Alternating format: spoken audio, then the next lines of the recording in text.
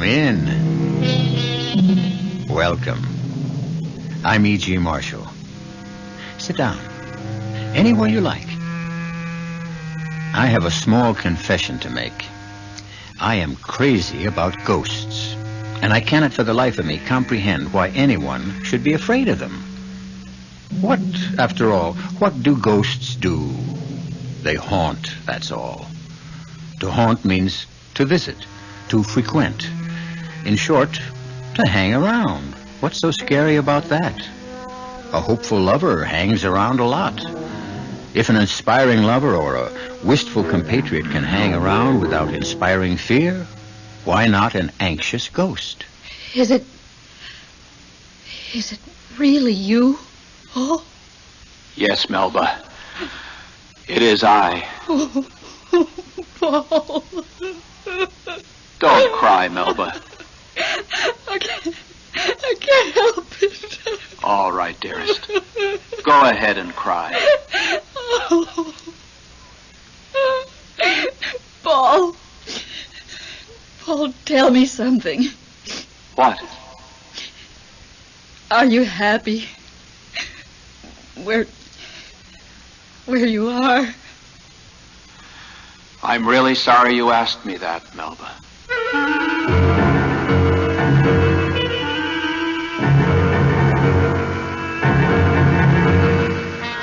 Our mystery drama, Ghost Talk, was written especially for the Mystery Theater by Elspeth Eric and stars Lenka Peterson and Elliot Reed.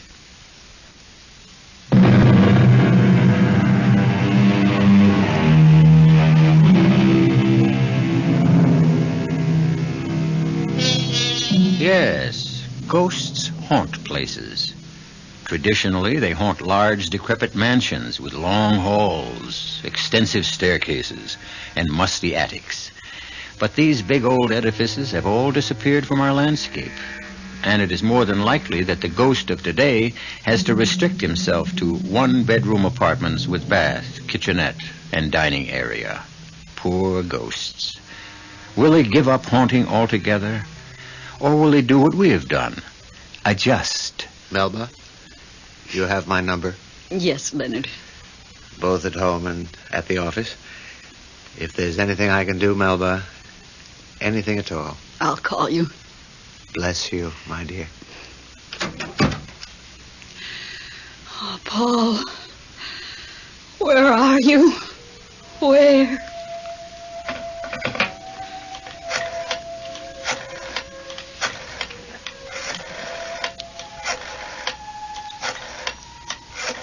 Oh.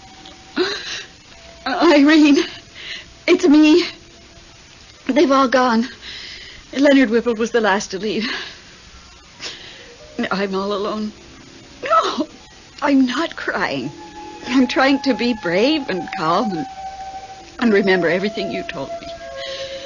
Leonard said to call him if I needed anything, but what does that mean? I need my husband. I need Paul. Oh, no, Irene, I couldn't go to the movies. No. I'll just sit here and think about Paul. All the beautiful memories. 22 years of beautiful memories. You know, Irene, I keep thinking all the time of what you said to me after the funeral. You said Paul will never be really dead as long as he's remembered.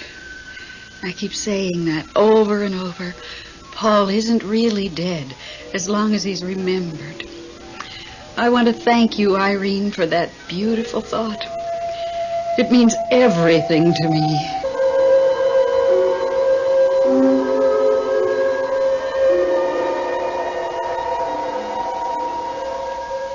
Oh, Melba. Melba. How goes it, Paul? Oh, hello. It's Bruce, isn't it? I'm new here. I haven't got everybody straight yet. You never will. It doesn't matter. Yes, I am Bruce. Mind if I join you? I wish you would. You had a particularly beatific expression on your face just now as I was floating by. I was thinking of my wife. My wife, Melba. Yeah, why? Why? Well, actually, because she was thinking of me. Remembering our wedding day, I was touched. You're really very new here, aren't you? Oh, yes, very. At the start, everybody is either touched that they're remembered, apprehensive that they won't be, or furious that they're not. Melba feels that no one is really dead as long as he's remembered. Is that what you want to be? Not really dead? It sounds nice. Well, it isn't. I don't know how you can say that. Because I happen to know. From bitter personal experience. My sainted mother remembered me every day of her life after I died, till the day she died and joined me here. Since her arrival, I'm happy to say, we've exchanged precisely 6 words. A while back, she had the grace to apologize. I'm sorry, son, I didn't understand. Those were the 6 words. Sorry for what? For remembering me. What was she supposed to do? Well, forget, for goodness sakes. I wouldn't expect her to forget immediately, of course. That would be unreasonable. But as soon as possible, put me out of her mind. My life on Earth was over. I'm sure she meant well, your mother. After you're here a while, you'll realize that everybody doesn't mean well, and quite often does a lot of harm. But your mother loved you. Then why not leave me alone to enjoy myself? Why wake up in the middle of the night to remember how handsome I looked the day I graduated from dental college? So inconsiderate. Why was it inconsiderate? Because, my dear fellow, if she kept it up long enough, I'd have to stop whatever I was doing and go visit her. Visit her? How could you do that? How? Well, the way it's always done. As a ghost, of course.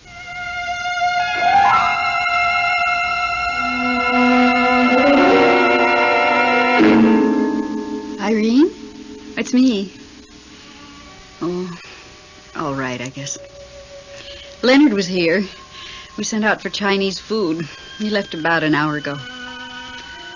Oh, I'm just sitting here and remembering.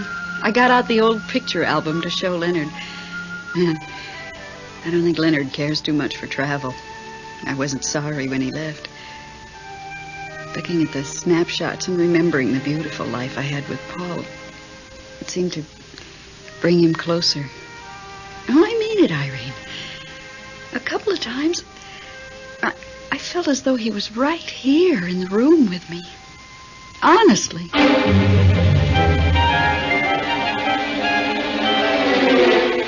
Bruce! Oh, Bruce! That you, Paul? I had a terrible time finding you. Well, now you have. I asked everybody where you were, and nobody knew, and then Salome said, oh, he's probably out strolling among the stars. That's his favorite pastime. But I had no idea how many stars there are. You still haven't any idea. Actually, neither have I, and I've been here heaven knows how long. So far, this is my favorite galaxy. But of course, I haven't seen them all. Has anyone, do you think? Oh, I suppose he has. He must have seen everything. Since the beginning of time. And before that? Yes. What made you come looking for me? Something special? Bruce, I can't get a moment to myself on account of Melba. Your wife? You know what she did? She got out an old snapshot album and started looking over all the pictures we took on our vacations, birthdays, Christmases. Typical. They all do it. The worst part is she showed all these pictures to a friend of mine. Of hers. Ours. Leonard Whipple. He couldn't have cared less. She's really hanging on to you, isn't she? It's very nice of her and all that, but it's terribly exciting for me being here. Everything's so completely different.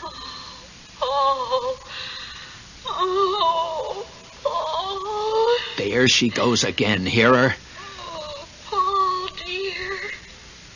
Dear Paul. Hear that? Vaguely. She just keeps after me and keeps after me. Well, what about this Leonard Whipple? Well, he's a very nice guy, but he's not going to hang around much longer if she makes him look at pictures of our honeymoon in the Grand Canyon. You couldn't just ignore her, I suppose. Well, she's my wife, and I love her. I mean, she was my wife, and I did love her. But now, things are different. I'd say so. Well, for goodness sake, look there. If it isn't him. Him? You mean it? Really? Him? I haven't seen him in eons. I never have. Sir, please. No, yes, it's Bruce. Yes. Am I right? Yes, sir. And this is Paul. He's new. I know. Hello, Paul. I'm really thrilled to meet you, sir. The galaxy is looking well, don't you think? I love this galaxy, sir. You set it out so neatly. There's one star I've been concerned about. I think it's beginning to twinkle out. Sir, as long as we were so fortunate as to run into you like this, could we have your advice about something? You know I dislike giving advice. It's for me, sir. I don't know what to do about my wife. Is she here? Oh, no. She's with the living. On Earth. Oh. And she's grieving. Well, that's to be expected. She'll stop after a while. She doesn't show any signs of stopping. I was wondering if I shouldn't, appear to her. Bruce says it's a simple procedure. Well, you could do that, of course. I never thought very highly of that ghost business, so theatrical. But if it'll make her feel better? I suppose we do owe a measure of responsibility to the living. You think I could go back for a short visit? Well, you're free to do as you like. If I were to tell you what to do, you wouldn't be free anymore, would you? Well, if you just tell me what you think. No, I really can't do that. That would be tantamount to telling you what to do because of me being who I am. You see, you think I have all the answers. Everybody thinks so. Well, I don't. There are countless things I haven't found answers to. However, like everyone else, I keep trying. Now, I really have to go to see if that poor star is feeling any pain. You'll both excuse me? He wasn't much help. Well, that's his way. Oh, dearest. Oh, there she goes again. Dearest Paul. Bruce, I'm going to turn ghost and visit her. At least you've made a decision. How do I go about it? Well, there are no hard and fast rules. Actually, not many of us do it. It's considered kind of freaky. Freaky? Look how many of us there are and how few of them. If we all took to ghost walking, we'd have them outnumbered trillions to one. I don't care. I want to do it. I just need to know how. Well, you can do it in the old-fashioned way. Clanking chains, winds whistling through the trees, moon behind black clouds and all that. I don't think Melba would go for that. Well, then there's the crying, sobbing type of ghost. Inconsolable weeping. Since I don't feel particularly inconsolable. Well, then there's the ghost that flits through the halls, appearing and disappearing. Now you see it, now you don't. We don't have a hall, just a rather small foyer. Can't I just appear? In some simple, straightforward way. Just say, here I am, dear. You wouldn't want to start with one weird, uncanny shriek. I wouldn't know how. Or a sardonic laugh? Well, what would I be laughing at? Oh, life, death, anything in between. Well, if you don't want to do any of those things which he calls theatrical, then just appear. That's more my style, I think. But wrap a bit of vapor around you. After all, they need something to identify you by. And don't stay too long. And above all, don't let it depress you. Why should it depress me? You'll find out, my friend. You'll find out.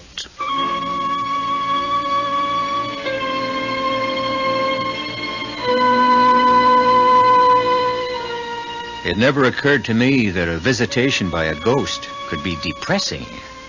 Take now that well-known ghost of Hamlet's father, speaking spookily from the battlements at Elsinore. Of course, he didn't sound happy. How could he when his own brother had just killed him and promptly married his widow? He sounded angry, yes. Vengeful, yes. But depressed? No. And certainly not depressing. I'll return shortly with Act 2.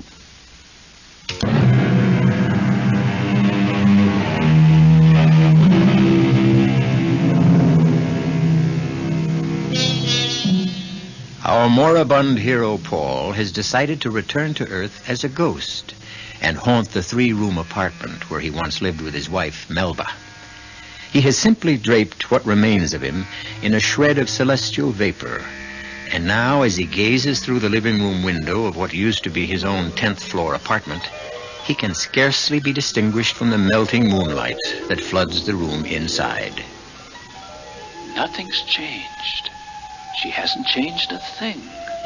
Let's take our coffee into the living room, Leonard. Good idea. I think I picked the wrong time. Bring in that plate of cookies, will you? Right. Not those same old oatmeal things. I've always been crazy about oatmeal cookies. They were Paul's favorites. Set them down there. Cream in your coffee? Sugar? Black, please. No sugar. That's the way Paul took his. His after-dinner coffee. In the morning, cream and sugar, yes, but after dinner, nothing. Is that so? And milk in his tea. You don't say. That's the English way, you know. Milk and tea. I didn't know Paul was English. He wasn't. Oh, I see. Oh, way back, 5-6 generations, he was English, but... I myself was born in Wales. Is that so? Oh, well, that's near England. Richard Burton is Welsh, you know. For goodness sakes. Well, didn't you know that? The last movie Paul and I saw together had Richard Burton in it. I wanted to show you something fascinating.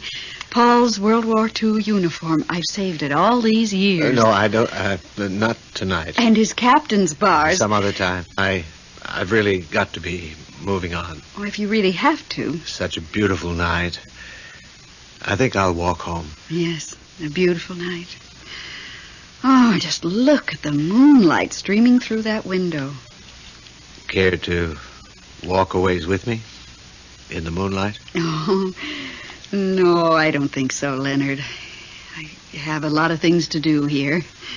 Well, if there's anything you need, you have my number. Yes. At home and at the office. Good night, Melba. Thanks for dinner. Thank you for bringing all that fried chicken. Oh, it was nothing. Really. Good night. Good night, Leonard. Oh, Paul. Dear Paul. I need you, Paul. Melba. Oh, I need you so. I'm right here. What was that? I said, I'm here. Paul? Yes, me, Paul. But where? By the window, dear. I can't see you. I'll step inside. That'll be better. Oh, I see. I see something. You see me. I dare say I've changed somewhat. Paul. Can that be you? It is. I. Really you? Well, fairly really. Everything considered, as real as I can get. Oh, I can't believe it. Believe it, Melba. Oh, Paul. How are you? Oh, never mind about me. How are you? Oh, I'm all right. Really? All right? Everything considered. Everything considered, I'm better than all right. Paul, tell me, are you happy? Happy? I must know. Are you happy? I'm sorry you asked me that question. Why should you be sorry? Happy just isn't a word we use. Why not? Because it doesn't mean much once you've died. Oh, Paul, you're not saying you're unhappy. No, I'm not saying that. Then what are you saying? Look, Melba, I didn't really come here to talk about me. What about you? Well, naturally, I'm not happy. Why not? Without you? What about Leonard Whipple? Oh, him. What's the matter with Leonard? Well, nothing's the matter with him. He's just not you. Well, I'm not me either. Not the way I was before I... Oh, but I remember you the way you were. And as long as I remember... Melba, honey, I don't even remember me the way I was. You don't? Not very well. You remember me, don't you? Sort of. Sort of. Well, you were my wife. I'm still your wife. Not exactly. There'll never be anyone for me but you. Never, I swear it. Please, Melba. We are man and wife forever, for eternity. And now that I know you can return to me, not in the flesh perhaps, but even like this. It's strange. It's weird, but it's enough for me. I can live on as your wife and on till I join you. Melba, You don't know what you're saying. Oh, I knew you could never really die as long as I remembered you. And you see, here you are, living on.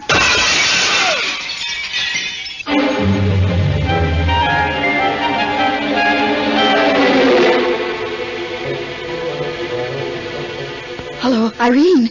Me. Guess what? You'll never guess. Paul was here. Yes. Yes. Right here in this living room. All right, then his ghost, whatever. Well, he looked different. Yes, sort of steamy. Kind of like a street light on a foggy night. But I knew it was Paul, all right. His voice and the things he said and the way he called me Melba, dear. Well, he didn't say too much.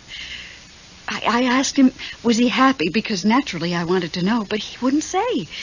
He wouldn't say he wasn't unhappy either. Isn't that weird?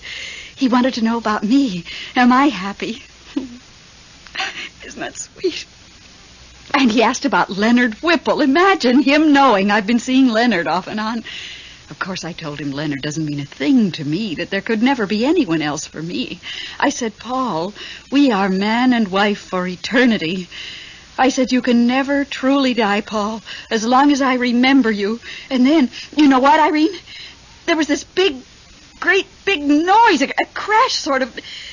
No, not like thunder, more like music, like a chord out of Beethoven or somebody.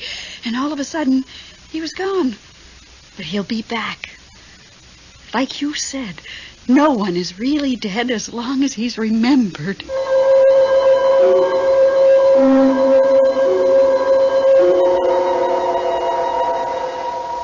Sir. Oh, sir. May I speak with you? Mm-hmm. No. Oh, it's Paul, isn't it? Sir, could I have just a moment of your time? I have all the time in the world. I have all the time there is. Look, I don't quite know how much time there is, but I do know I have all of it. Does that star look all right to you? Well, I wouldn't know. I don't quite know how a star is supposed to look. Please, sir. Yes, of course. You want to talk to me. What about? I've been back to the Earth. My wife kept calling me. You said we owed some responsibility to the living, Did so I say that? Yes, sir, you did. Oh, I wonder if I was right about that. These Earth trips can be very upsetting. Mine was. My wife wanted to know, am I happy? They're all so preoccupied with happiness, aren't they? I didn't know what to say to her. I couldn't answer her. This woman I'd been married to for half my life, I couldn't talk to her. It was as though we were living in two different worlds. Well? Oh, yes, I see what you mean. Still, shouldn't I have been able to answer her? Well, what could you have said?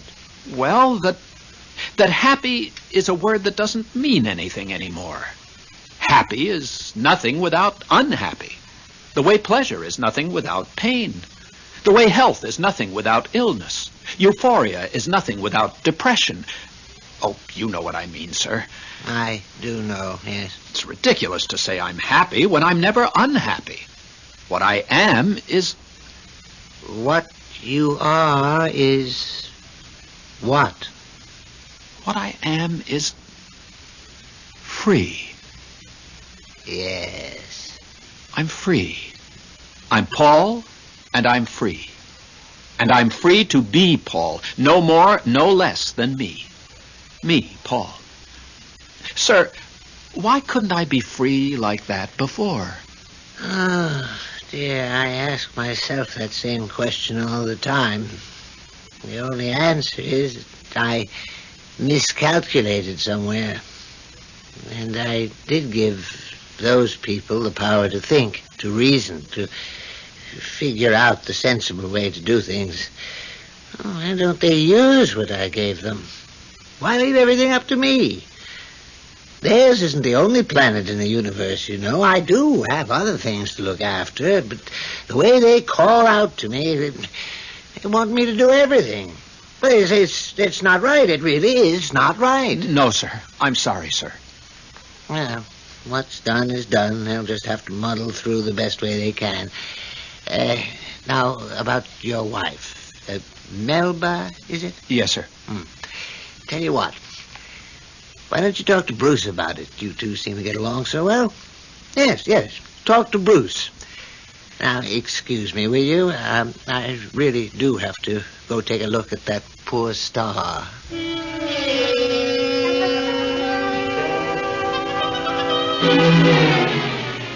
Bruce, he just wasn't any help at all. Now, you listen, Paul. Suppose you had invented the greatest machine imaginable. One that would do, practically anything you can think of. How would you like it if somebody came running to you every time a bolt got loose and asked you to tighten it? But, Bruce, Melba says she's going to go on remembering me forever. We'll be man and wife forever, till she joins me here, and then we'll still be man and wife. Maybe once she gets here, she'll change her mind. But she's only 42. She'll be remembering me for years and years and calling for me, and I'll have to put on that vapor stuff and haunt the apartment. And Bruce, it's so hard to carry on a conversation with her now. Didn't used to be, but now... Well, you couldn't just ignore her. I love her, Bruce. Do you? Well, I did. For a very long time, right up to the moment I died. My last words were, I love you, Melba. At least, that's what I meant to say. I know I had it in my mind to say that, but I'm not positive I ever got around to saying it. Anyway, I can't just brush her off. My. You do have a conscience, don't you? Well, I hope so. It's a very fine thing to have, of course, but sometimes... Look, there's only one thing you can do. What? Get married. Married? To Melba? No, not to Melba, you idiot. How could you marry Melba? She's there and you're here. Some marriage that would be. But then whom would I marry? Oh, heavens to Betsy, Paul. The place is full of women. Have you ever seen Helen? Helen who? Helen of Troy, they call her. Actually, I've never met her myself, but from what they tell me...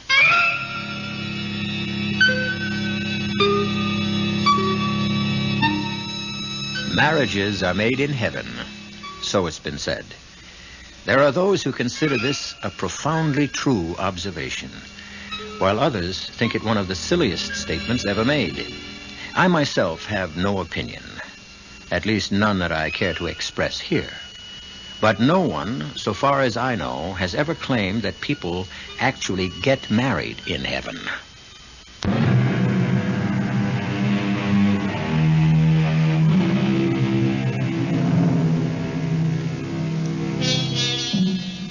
Melba was a wonderful wife to Paul. But as his widow, she leaves something to be desired. Two things. She won't stop desiring him, and she won't leave him alone. In his desperation, Paul has gone to his kindred spirit, Bruce, for help. The only advice Bruce could offer was for Paul to marry again.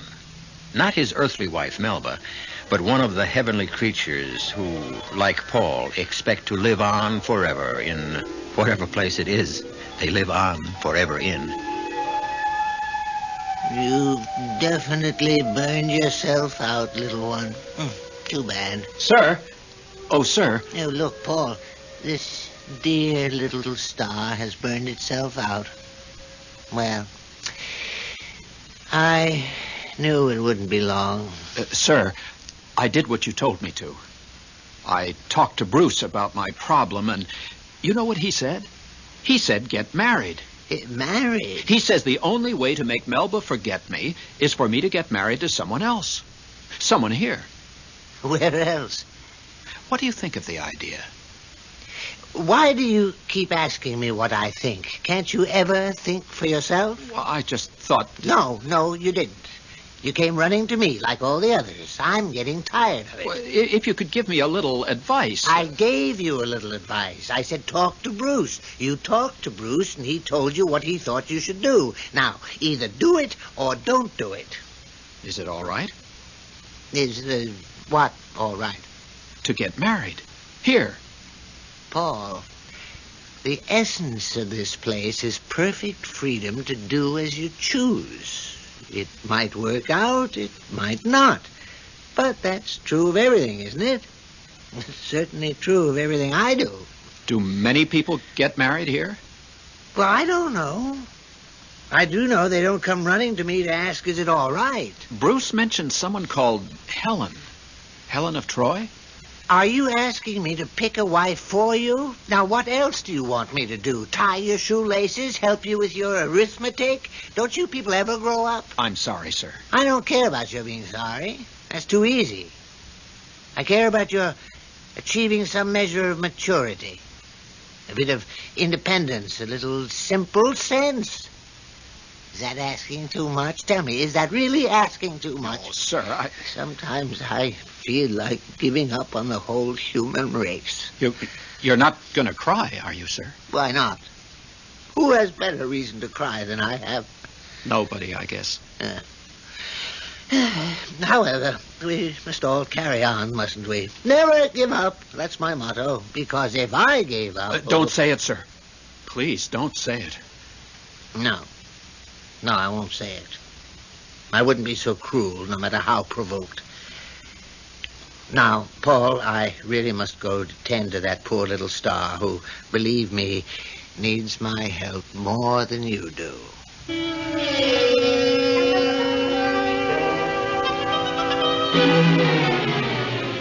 Irene, it's me. Oh, just sitting around. Leonard asked me to go to that new steak place with him, but I said no. I didn't feel like it, that's why. Don't be silly. I like Leonard. He's a very nice man, but... Well, there's a beautiful moon out tonight, and I thought maybe... Oh, for heaven's sakes, what's that? Well, there was a terrible clanking noise just now. It scared me to death. Oh, how could it be the radiator? The heat's not turned on yet. Is there a storm coming up or something? There's that whistling sound. Can't you hear it? Like a terrible wind. Or maybe a hurricane. What do you mean you don't hear anything? What? There goes the moon. It must be a hurricane. I mean, the moonlight just stopped shining. How can it be shining where you are and not here? Oh, now it's shining here, too. Irene, are you there? Are you crying about something? Oh, I thought you were. Well, no reason. I just thought I heard... Well, I heard somebody crying. More than crying, really sobbing. Oh, my goodness. Something just ran through the room. How do I know what? It disappeared into the kitchen. Irene, there's something here in the kitchen. It's laughing, terrible laughing. It couldn't be Paul because it couldn't be. Paul doesn't behave that way. He just comes to the window and says, "Here I am, Melba dear." It couldn't be Paul. Here I am, Melba dear. He just said it. Here I am, Melba dear. Melba, I'm here. Irene, I'm going to hang up. I've got to find out if it's Paul. And if it is Paul, I've got to know why he's behaving so peculiarly. No, don't come over. You might scare him away. I mean, after all, I'm used to these things and you're not. Bye, Irene. Hello, Melba. Paul, is it you? No, it's not Paul. Oh, don't be frightened. I'm Bruce. Bruce? Who? I don't know any Bruce. I'm Paul's new friend. His best friend, actually. But why are you here? Why isn't Paul here? He couldn't make it tonight. Why not? Nothing's happened to him, has it? What could happen? Well, nothing, I suppose. Everything's already happened. Precisely. Well, then why isn't he here? I've thought about him every single day, and every time I woke up during the night. I've been over every moment of every day of every year we had together. That's just it. And I'm just about to start over at the beginning. I wouldn't do that if I were you. Why not? He's not really dead as long as I remember him. He's not really alive either, is he? Well, no, but... Melba, you're wearing him out with all this remembering. Wearing him out? Yeah, back and forth, back and forth. It's very tiring, Melba. You mean he'd rather just stay where he is? I think so. Oh, nobody wants to be dead and forgotten. Wait till it's your turn. I certainly don't want to be. Wait. You'll find out. Nobody wants to be dead and forgotten. That's because they haven't tried it yet. You mean to tell me that Paul wants to be forgotten? By me? If you think you could manage it. Forget 22 beautiful years? Oh, I couldn't. I couldn't possibly. What about having 22 more beautiful years with somebody else? Like who? Well, I've heard nice things about a certain Leonard Whipple. Leonard Whipple? I've heard he's very devoted to you. But Leonard's not Paul. I mean, Leonard could never be Paul. But he could be Leonard, couldn't he? If you'd let him. Well, Paul is the only man for me. Always was, always will be, and that is that. Oh, Melba. Why do you say, oh, Melba, like that? Because you forced me to tell you something I really have no right to tell you. What? What is it? Hardly anybody knows about it. Just me. And Paul, of course. What is it? I shouldn't repeat it. No. My lips are sealed. It's too private. Does it concern Paul? Is it about Paul? You won't mention it to a living soul? I won't mention it to anybody. What is it? Paul is getting married again. Paul is getting married again? Yes. Who to? I think her name is Helen. Is she pretty? I've never met her, but I hear she's very pretty. Young? I believe so. Oh, how could he? How could he? That's life, Melba. Life? Paul's not alive. No, but you are, Melba. Yes, I am. Make the most of it. That's my advice to you. Thank you, Bruce, for telling me what you've told me. I really appreciate it. You're quite welcome. I don't suppose Paul would ever have told me himself. Oh, eventually he would have. Maybe. Maybe not. Well, if you see him, tell him I hope he's very happy with his Helen. I'll tell him. Nice to have met you, Melba. It's very nice to have met you, too, Bruce. Are you still sitting down or standing up? I can't quite tell. Does it really matter? Well, I'd just like to, I don't know, shake your hand or something. Not necessary. Not necessary at all. I could see you to the door. No, let's just part this way. A fond adieu to you, Melba. A fond... Oh. He's gone. Just disappeared. Well, that's the way with ghosts. Oh. Who needs ghosts anyway? With all their comings and goings and the way they talk. Who can understand them? Hello, Irene? Irene, you are absolutely not going to believe what I'm about to tell you. You simply will not believe it.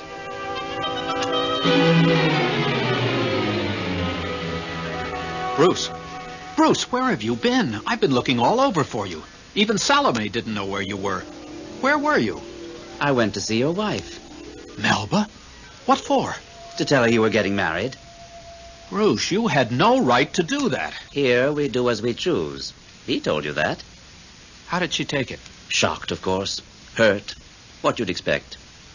You told me you were going to tell her. I knew you wouldn't let me. I wouldn't have. For one very good reason. It's not true. What's not true? That I'm getting married. You changed your mind? Not exactly. I asked Helen. Yes? She said absolutely not. She says she's not the marrying type. But you didn't stop right there, did you? There are others. I asked Catherine. I can't pronounce her last name. She used to be an empress in Russia. She laughed, fit to kill. And so did Amy and Louise and Marie. Even Salome laughed at me. Are you upset? Well, nobody likes to be laughed at. Yes, I'm upset. But on the other hand, I'm relieved, too. Bruce, I really don't want to get married. I never thought you did. Everything's so nice here, so free and sort of uninhibited. So peaceful.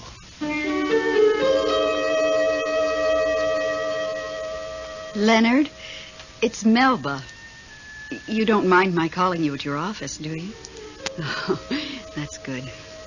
How was the new steak place? You didn't go? On account of me, you didn't go?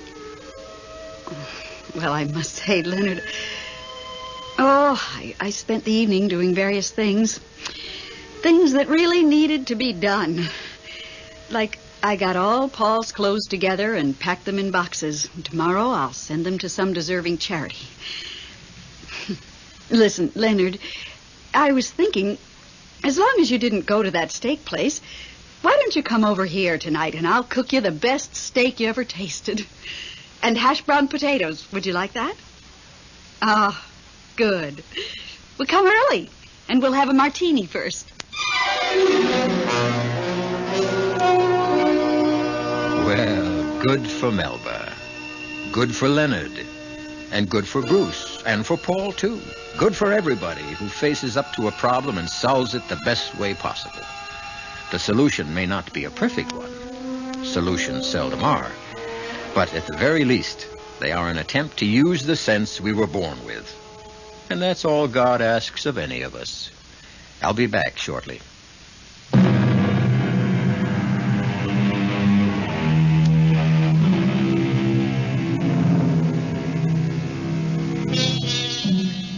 You do realize, don't you, that the story I've just brought you was all pure fantasy. I don't know any more than you do what happens to us once we have resigned this terrestrial life, and you know as little as I do. Unless, of course, you are a ghost.